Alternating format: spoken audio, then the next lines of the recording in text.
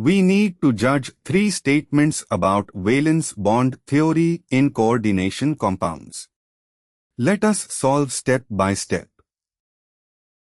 Color of transition metal complexes is explained by splitting of the orbitals and electronic transitions.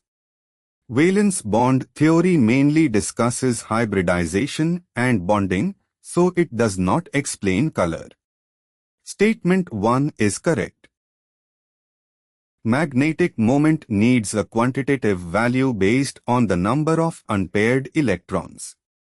Valence bond theory may say paramagnetic or diamagnetic, but it does not predict magnetic properties quantitatively.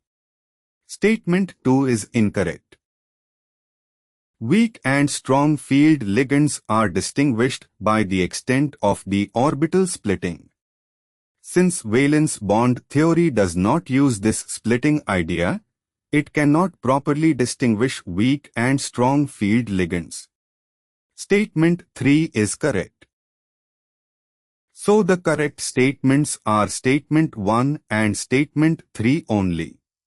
This matches option D. The final answer is option D, Statement 1 and Statement 3 only. Keep learning with Acharya for more clear step-by-step solutions.